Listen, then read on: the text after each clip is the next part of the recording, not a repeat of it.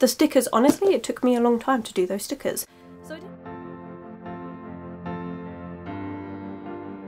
hello my loves, and thank you for joining me. It's Kirsten. We're at the start of another weekly vlog and I've tried doing this intro about 6 times. I am genuinely giving up. I'm blaming the heat. It is ridiculously hot. I have spent all morning at work. We're just gonna try and do this one last time. Gotta start this video off. I'm starting the week off with an ebook, and I'm actually going for a horror ebook. I seem to be on a bit of a horror kick at the minute. I finished last week's vlog with reading a horror book. Enjoyed it even though it creeped me out so much, and I seem to want to continue with that vibe. So I am reading Into the Drowning Deep by Mira Grant. This is a horror book about mermaids, which has intrigued me for years. I've had this book on my TBR or my want to read list for ages. I have read some of Mira Grant's work, but as the other pen name, which is Shauna Maguire. I've been reading their Way with Children series and I love that series, so I've been wanting to try something by Mira Grant for a little while. I'm actually really pleased that I'm starting off with Into the Drowning Deep though. I feel like this is the perfect summer horror book, which is weird to say because horror books to me are read at Halloween, but this is perfect because it's ridiculously hot outside and this book is all taking place in America right by the ocean, and it's just got the perfect descriptions of the coast, the sea, or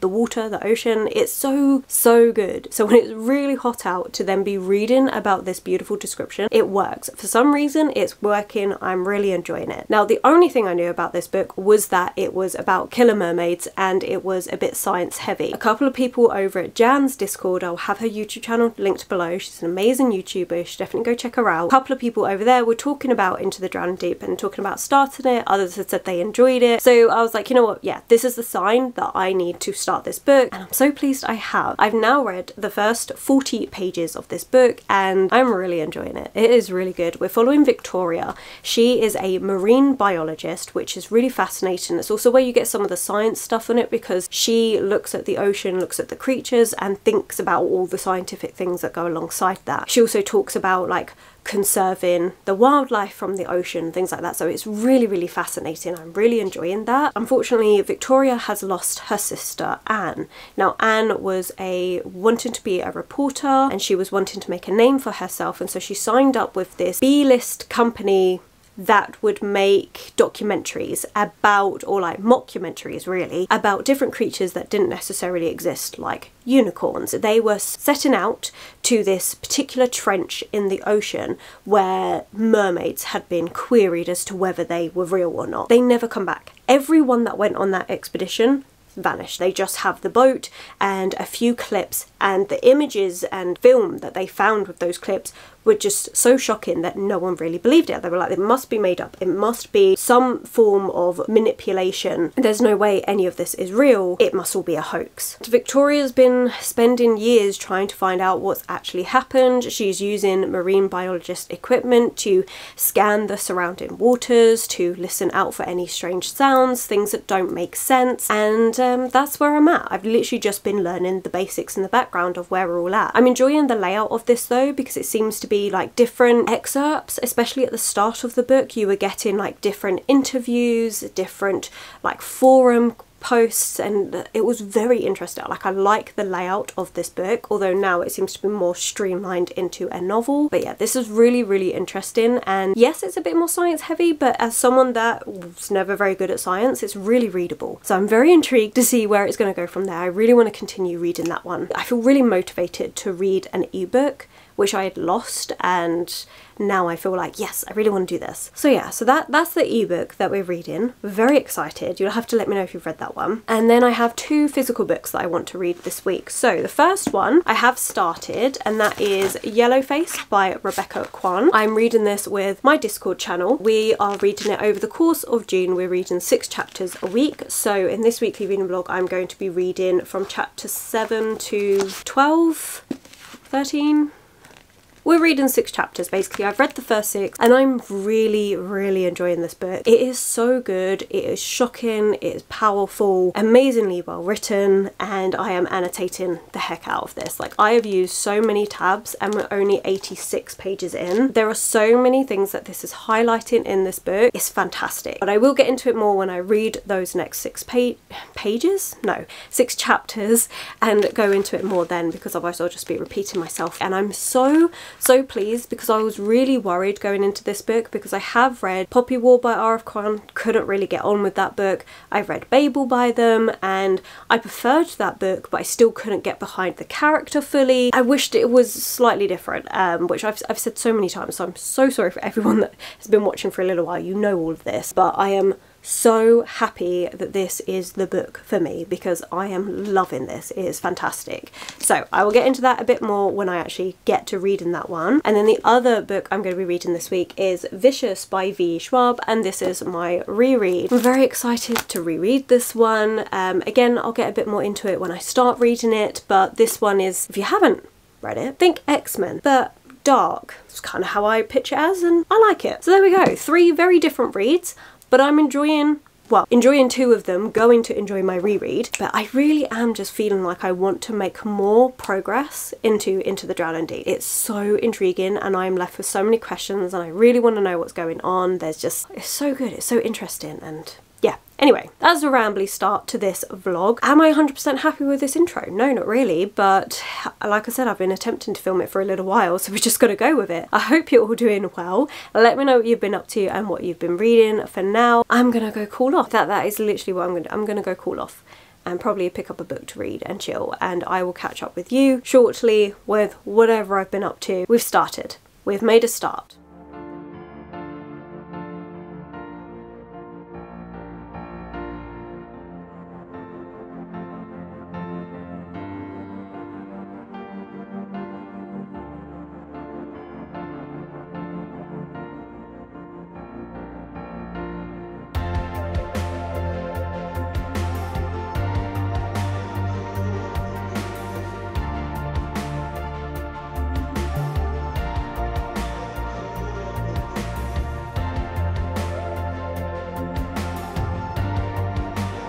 There's a pretty awesome thunderstorm going on right now and I am so happy about it.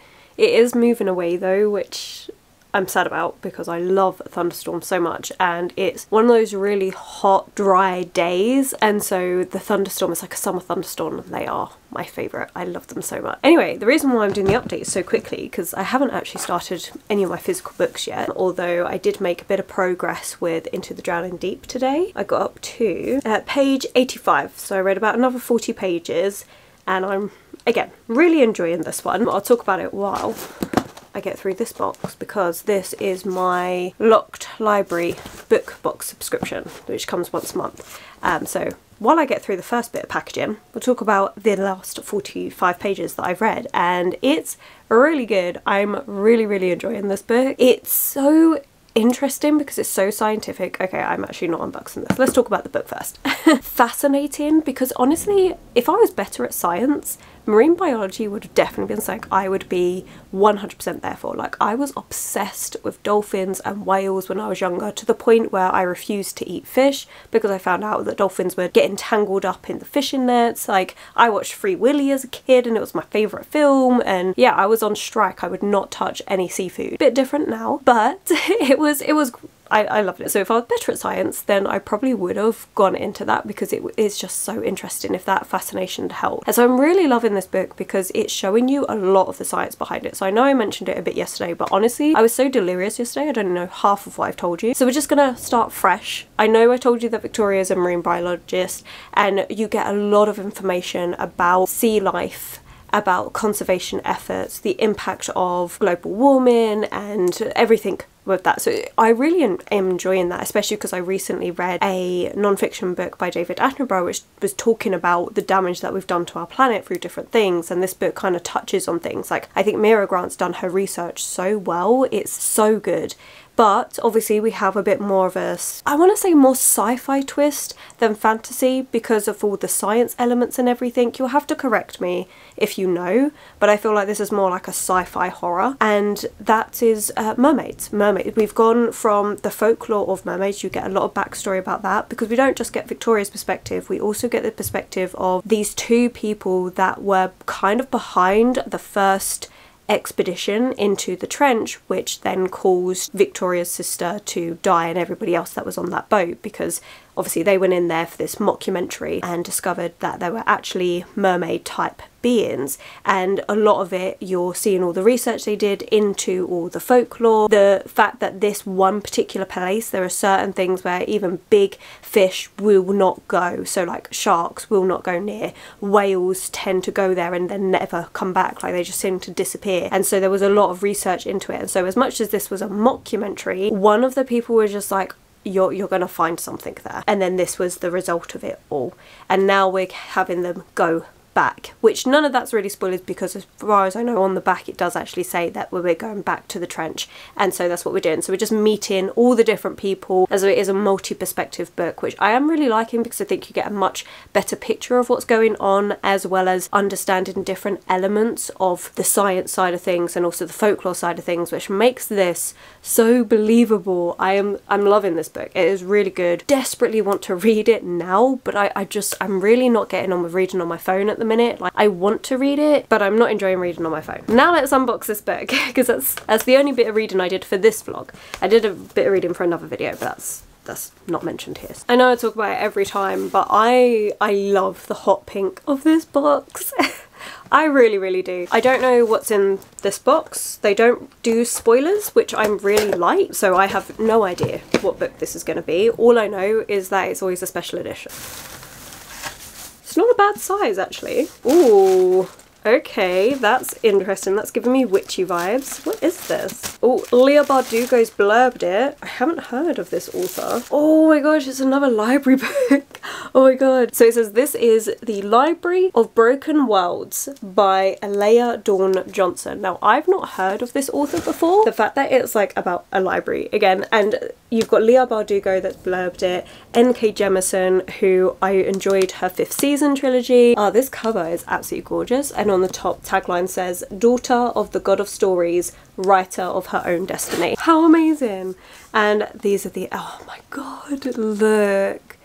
They are stunning. Okay, and on the back it says, stories ought to explain themselves, he says. She shakes a finger. What about all the mystery, Namarin? All the mystery that is the beating heart of every kind of story. That sounds really good. I'm very intrigued. Okay, not gonna lie, a bit disappointed on the end papers because I'm pretty sure we're meant to have stuff and these ones are plain. But let's check under the dust jacket. Oh, look how beautiful. That is stunning. That is some gorgeous gold foiling. Oh, I'm loving that. That's very good. Okay, that kind of makes up for the white end pages. So, I've not heard of this one. That's not a surprise. Honestly, I haven't heard of any of the books that have been in this book box apart from the Mark Lawrence one. I've received 4 of these boxes so far. I've read 2 out of the 4, and so far I can say I am loving this book box. I'm enjoying 50% of the books out of the ones that I've received and 100% out of the ones I've read. So that's some good statistics right there.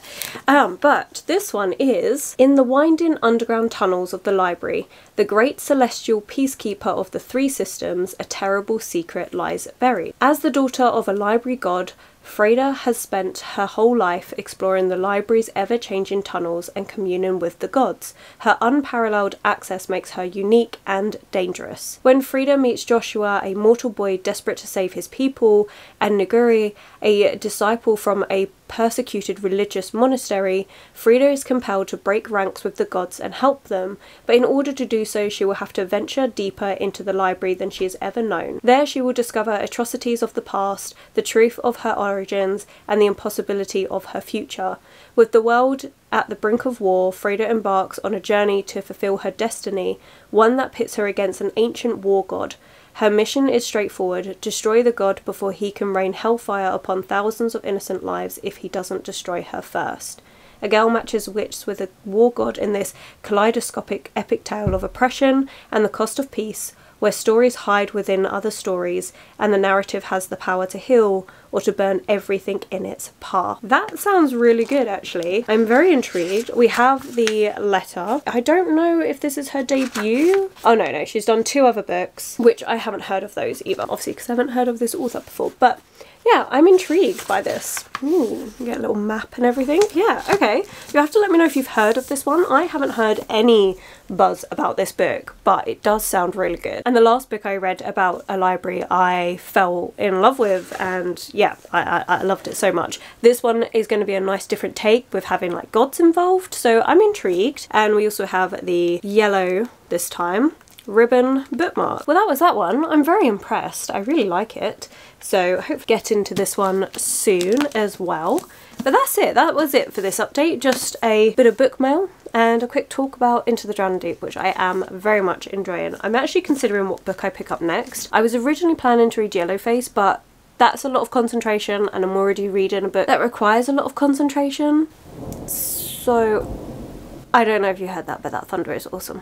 So I may pick up Vicious, we'll see. But first of all, I'm actually going to cook. I'm going to do the topping that I did for the pizza, loved it, absolutely delicious. I'm going to actually put that, but just do it with pasta today. Something quick and simple, tasty, and then we'll decide what I'm reading, and I'll obviously go from there and catch up with you very soon.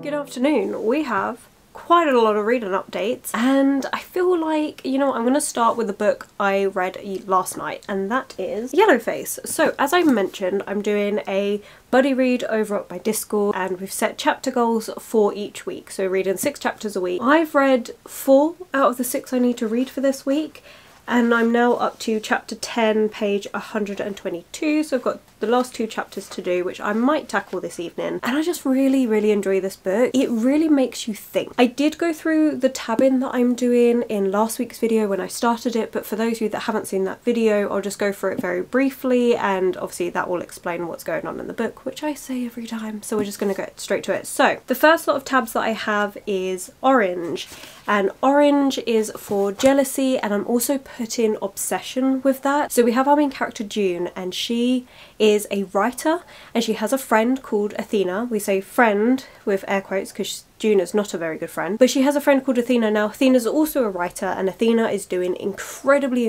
well, and June is so incredibly jealous of this because she's not. She's struggling. She's a struggling writer, and she just sees it as Athena's getting all of the accolades that should be June's. Like, Athena is just lucky, it's just because of her diversity, it's not actually anything else. June's horrible about it, but she's also incredibly obsessed with Athena. She frequently quotes interviews that Athena has done talking about her work, talking about her process, and I just think for you to know it that in depth, you've clearly been obsessing over this woman and finding every scrap of information, every interview she's ever given. She picks it all apart and says to us as the reader like how bad this all is, and how she tries to twist it in a way that makes you think Athena's the bad person when she clearly isn't, and it's clearly June's jealousy and obsession that's twisting everything. So that's in orange because that's a really important part in this book. We also have green, and green is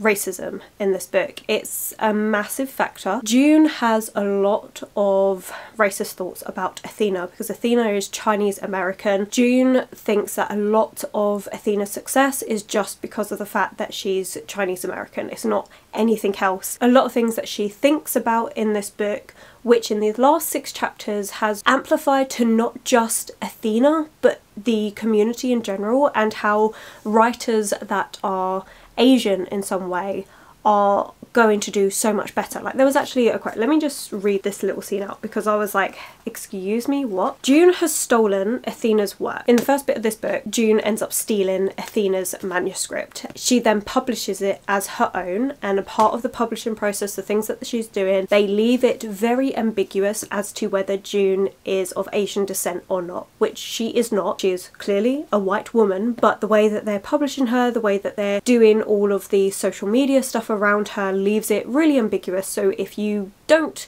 know and you don't do any extra research into it, you could easily think that she was Chinese American or something like that. As a result, she tries to get involved in the Asian community to kind of solidify this front that she's putting out. Part of that is tutoring aspiring writers, and one of the girls that she speaks to quote unquote help, she's saying about how she's really nervous about putting her book out there, how it might not be well received, and June goes, I don't think you have anything to worry about. If anything, it's easier now than ever to be Asian in the industry. And this girl's like, oh my god, do you really mean that?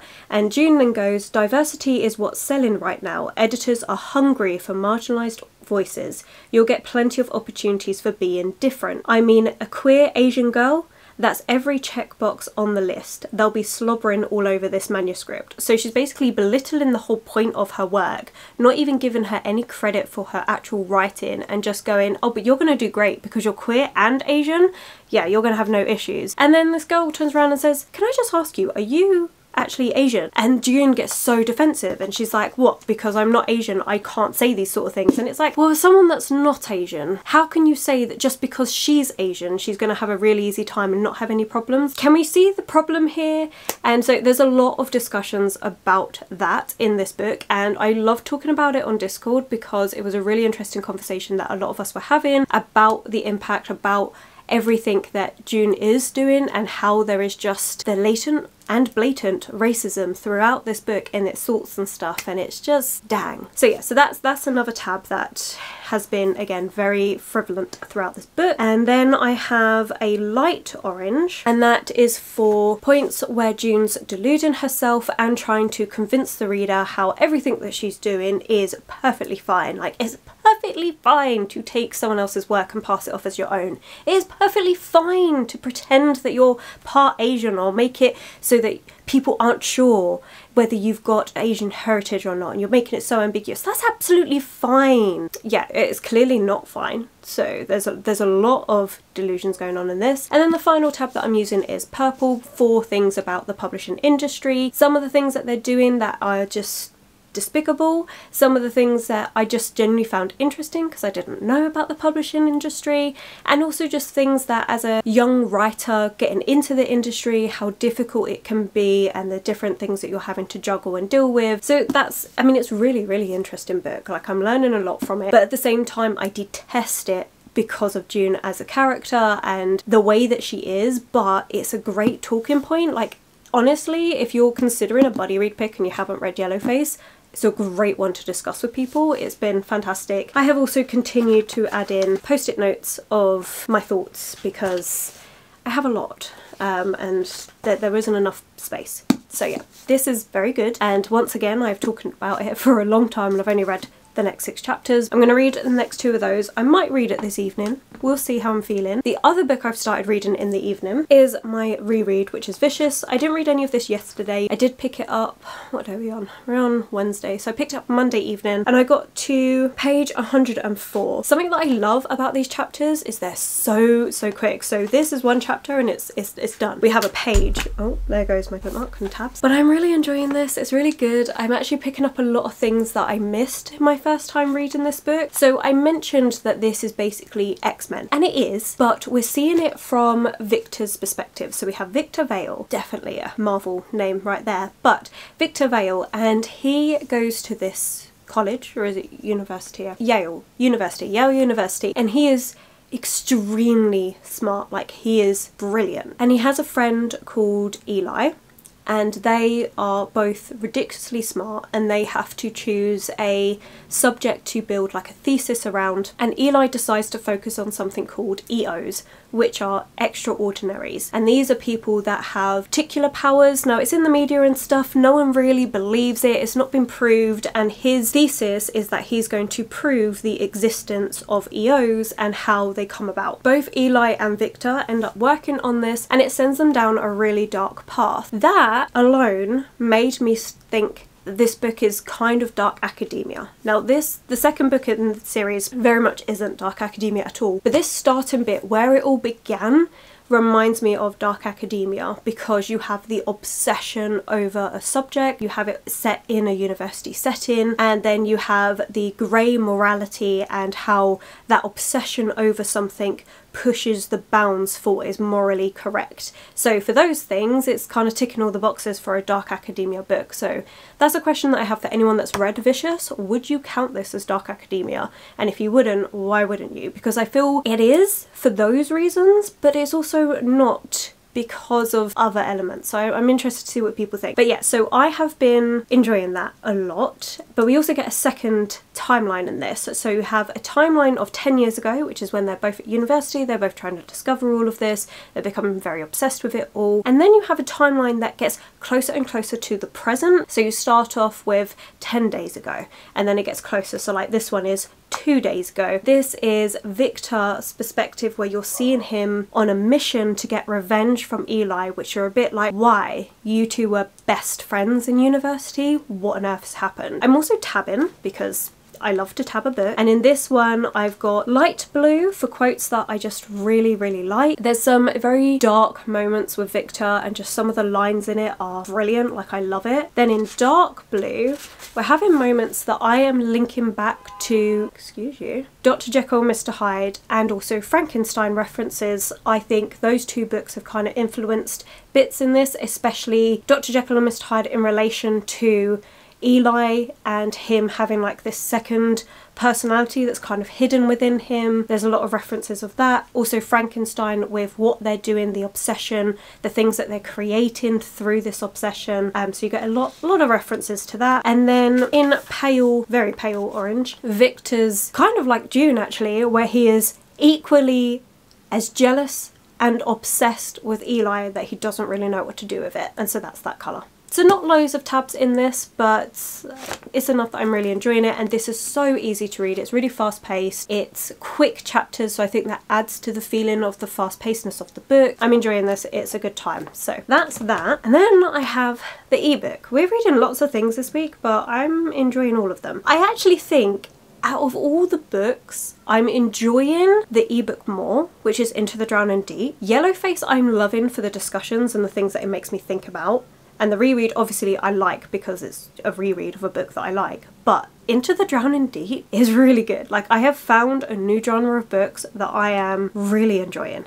Okay, so I am now up to chapter 16, page 193. So good. It's so good. So much has happened and I'm loving it. Like, I am loving the science elements of it. I know I keep talking about it, but it's definitely a part that I didn't think I would love so much, and I really am enjoying this scientific horror. So if you've got any more books that are like science horror, especially ocean based, let me know, because this is amazing. So you're learning more and more about the different creatures in the ocean, the different things that go alongside that, and I know I keep saying it, but you really are, like, it's so interesting, it's fascinating. We're now at this point where we're on this boat that's going to try to discover what happened to the first boat that was just left with nobody alive, bodies all missing, like it was weird. And so they're going to see, are mermaids real? They're trying to prove it. They've got a bunch of scientists with them. They're going in, they're like, we're so much more prepared this time, except you're getting little snippets that prove maybe they aren't prepared, and maybe the safety precautions of the ship that they've put in place, maybe they don't actually work. And so you're seeing little snippets that build up the anticipation for what is going to happen, and I love it. And I also really like the kind of claustrophobia of being in the ocean. So you have one particular character in here, Heather, and she goes into this submersible so it can dive down really, really deep. And so she's on her own in this tiny little pod. It's so eerie, the way that it's described, that it's perfect. I really felt it. Oh, one thing I want to talk about is actually the representation in here. So we have Heather and her twin sister Holly. They're deaf, and so you have a lot of like how they talk and stuff, and obviously with sign language, how they interpret with their sister Hallie, but that's really well described. Mira Grant does say at the start of this book that she's using a different form of sign language just because of the flow of the narrative and stuff, which I thought was a really important point to put in. I kind of appreciated that. So yeah, so that's really interesting. Sign language has always been something that I've been fascinated by. Like, I really want to learn it, but it's just putting the time aside to actually do it. So I thought that was really good. You also have representation of somebody that suffers with nerve pain, and I think that is really well described as somebody that also can suffer with nerve pain and like nerve damage and stuff. Like, it is so well described. Yeah, I really liked that. Like, she's done so much research into this, not just into the science elements of it, but into each character and the different things that they have. There is also sapphic representation in here as well. So it's just such a really well represented book, and just goes into so much detail about so many different things, and I'm loving it. Oh, one perspective that I'm really not loving though, because it is kind of an omniscient narrator where you kind of float between different people that you're following and you're seeing it. One of them, or I should say two of them, you don't like, but the way it's written is so well done, and that is for these big game hunters, because they have brought them alongside as added protection for the scientists in case they find the mermaids. And you see their perspective of how they're so excited, and how either way they're winning. They're either being paid a heck of a lot of money to sit on a boat doing nothing because mermaids don't exist, or they're going to be the first people that get to kill a mermaid and will get that acclaim, and they've made it for life either way. And so it's a really horrible perspective to be in, but you really get the feel, and it shows how well each perspective is kind of flashed out. They all feel different. It's a really good book, and I have been talking for almost 20 minutes for this one update. I am gonna hate editing this. It's been a really good reading week, like really, really good. And like I say, if you've got any more kind of ocean horror books, let me know, because this is fascinating. I'm really enjoying it, and I do think the ocean, because they go on about so much about how so much of it's undiscovered, it works so well, and it's true. Right, I'm gonna actually stop talking now. I need to upload a video, eat some food. I started a bit more Animal Crossing yesterday. I decided to get back on that. That was really good. I haven't been on it in months, but it was really nice just to relax to that. I'm not sure whether I'm gonna do some more of that tonight. Maybe, we'll see. I'm still talking. Right, I've gotta go.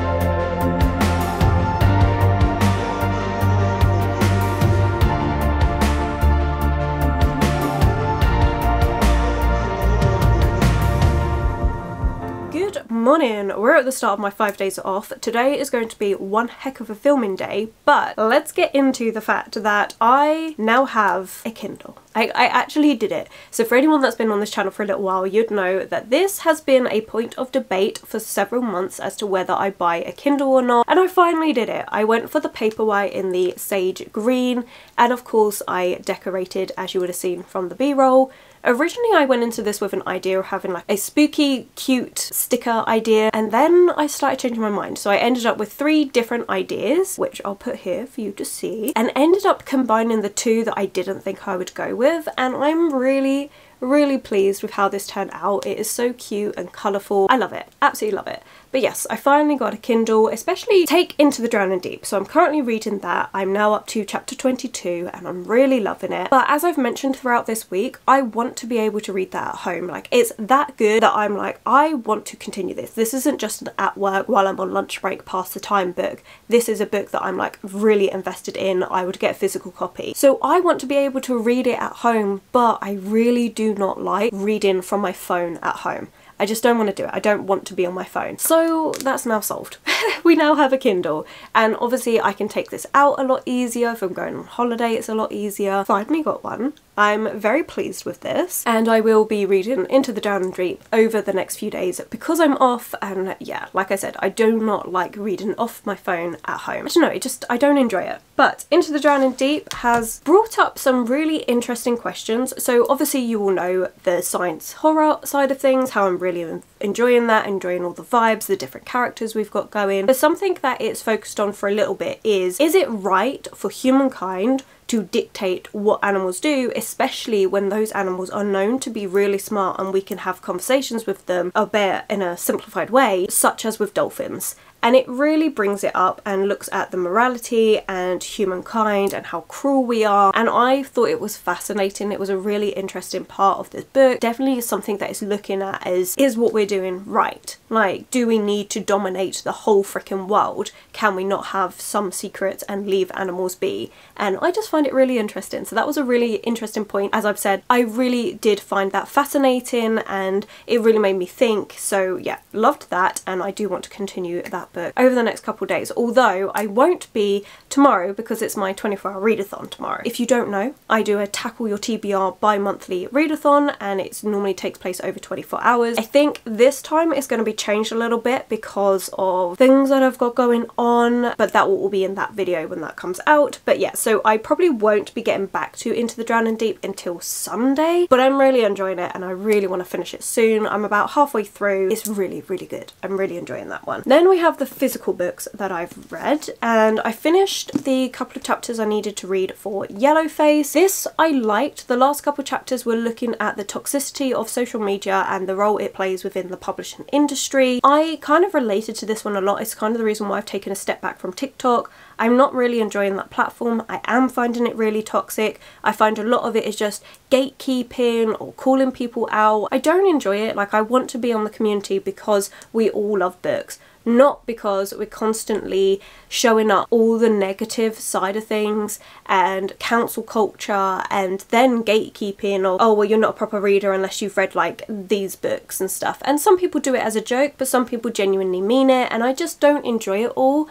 And now we're seeing June get caught up in all of the social media, mainly on Twitter, and how some of the claims that are coming out about her stealing work and stuff, obviously they're correct, how it gets blown up, how she's now getting death threats and stuff. So it really looks at that. So it wasn't anything that I can go, oh, I found as like interesting and gripping as the first bit of this book, but it was still a good commentary on the realities of social media and how it does play a big impact in people's perceptions in the publishing industry, and how our sense of validation, a lot of people can take that from being online and the online presence. So it was a lot of talking about this day and age of technology and how it all is with social media. So that it was interesting. I think it would be an interesting topic to talk about. And then we have Vicious. I didn't read as much of this as I'd planned to, but that's because, well, the Kindle turned up and I got distracted by preparing that. The stickers, honestly, it took me a long time to do those stickers. So I didn't read as much of this as I wanted. I'm now up to page 149, and this last section that I've read is focusing on our second main character. So as we know,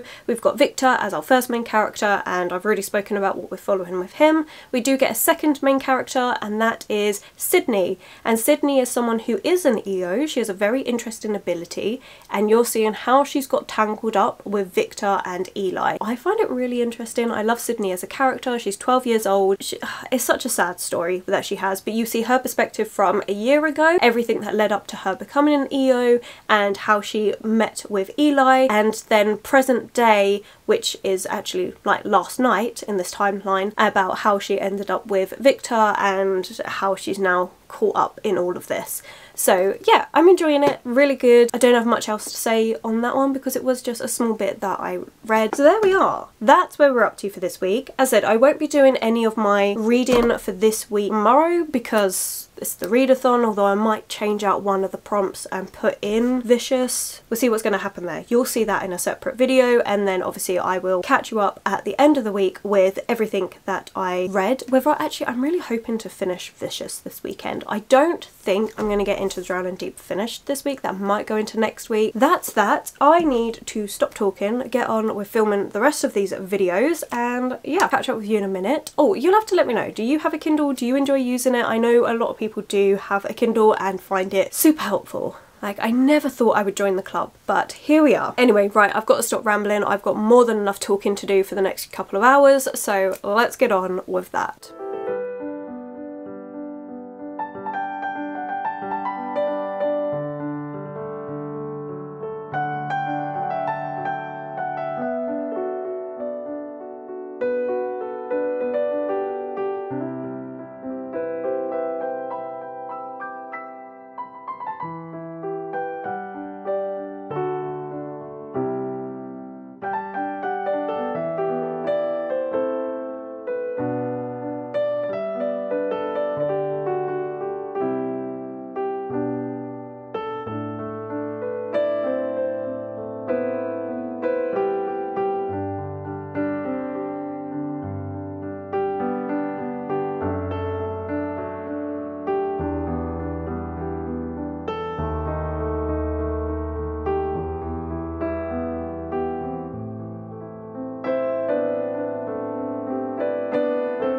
Morning. It is time to wrap up this vlog, and the readathon went okay. It wasn't exactly the way I hoped it would go. It was definitely a bit more chaotic, but overall still got a decent chunk read. One of the books that I got read during that is finishing the reread of Vicious, and I'm really pleased that I got that done during that readathon. I didn't want to carry this on to next week. I did add in a new set of tabs, which was a light blue, and the light blue is actually to do with Eli. Because of the way this book is structured, you start off with Victor's perspective, so obviously I had the orange tabs for jealousy, obsession, then we go into Sydney's perspective, and then we go into Eli's perspective, and because of that you then don't really see the jealousy side of things as much. Like a little bit, I got 1 or 2 tabs in this latter half, but not a lot. Instead you start seeing Eli's psyche and his faith, the way that his belief in his faith allows him to justify what he is doing. And so I decided to start tabbing faith and justifications and the way that kind of leads him to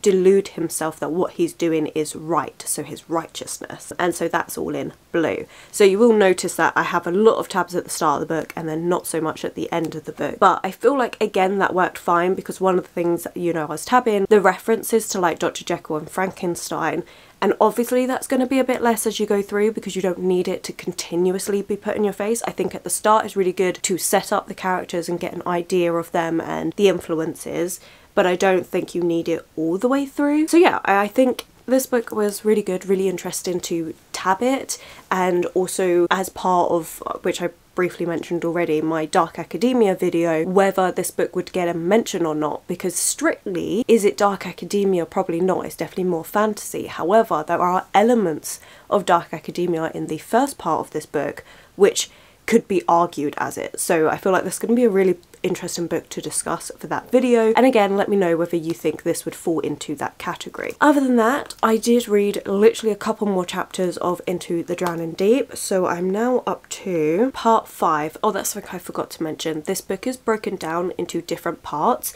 and each part is a different zone of the oceanic level, which I find really interesting. And then each part starts with a quote from different characters and also a little longer excerpt. But this is now page 293. It says I'm 67% of the way through. So this is a book that's going to be going on into next week. Just didn't really get the time to read as much of this as I would have liked over the weekend, but I'm really, really excited to continue on. This has definitely been a genre opening book for me, for something that I never thought I would enjoy. Which then brings us to the only other book I've read this week, which is Yellowface, which I read 6 chapters of. And again, I am enjoying this one. It challenges you, it questions a lot of things to do with the publishing industry, but not just the publishing industry. I think racism in general, people can have these thoughts and not think it's racist, and the reality is it is. And I find that really fascinating that it's all being brought out in this book. Is it a bit heavy-handed? Yes, that's something I've been thinking about, and I do think it's a bit heavy-handed, but at the same time I think it works really, really well. Sometimes you need to be a bit heavy-handed to get your point home. Like, if people aren't listening to you, sometimes you need to come in with a hammer instead of a tiny little like chisel. Does that make sense? I feel like that analogy was dreadful. That's kind of the way I feel with this book, and the last couple of chapters that I read, I think I mentioned already, was focusing on the toxicity of social media, so I'm really looking forward to discussing that with my Discord, because I think that's going to be a really interesting topic to unpack and see what they think as well. So we'll be doing that in a few days' time. But that is everything we've read this week. I only finished one book, but that's fine. Honestly, it's fine. It's been a busy week and we've just got through exactly what we could. Oh, wait, editing, Kirsten? How about we cut this in just before we wrap up the vlog to let people know what we've been doing this weekend? Because I had a pretty good weekend, actually. What did we do? Oh, Saturday, we had my sister over, which is why the readathon went a little bit weird. But it was really nice to have a good catch up, and we had some dinner together, and that was absolutely lovely. And then yesterday, I spent the day with my partner, and we went to see Flash, which, okay, it's not really my sort of film, but we went for 4D, and the seats and everything move around, so it's like being on a ride the whole time, and I could say it was probably the most uncomfortable experience I've ever had. I definitely was like, look, if we're going to be going to cinema, I want the reclining seats and relaxing. I don't need popcorn going all over the place because my seats are going all over the place, being thrown about and stuff. That was an interesting experience, so you will have to let me know if you've ever been in a 4D cinema and if you like it, because this was a whole experience I was not ready for. The film itself was fine. My partner found it hilarious. I was just a bit like, eh. It was fine. But then we went on the boat ride along the Thames, which was great. We love doing that every so often. We don't do it all the time because it is a long boat ride. It's something that takes the underground like 10 minutes and the boat like an hour. But it was really fun. It was definitely the day for it. So we went along, did that, and then got some lunch and had a little bit of look around and stuff. So that was a good day. But yeah, just by the way, that is what I got up to. And I totally forgot to say. So now we'll go back to Kirsten wrapping up this vlog. So thank you so much for watching. I think if you've made it this far, then let's put a mermaid in the comments below. I definitely do think that this Into the Drowning Deep has probably been my favourite book that I've been reading this week. So put a mermaid in the comments below. Let me know what you've been up to, how you're feeling, what you've been reading, you know, all of that fun stuff. And I will catch you in the next video. So thank you so much for watching. If you have enjoyed it, please do give it that thumbs up, subscribe and comment. Those 3 things are really important to helping this channel grow. My social media links and anyone I've mentioned will be linked below, and I will of course catch you in the very next video.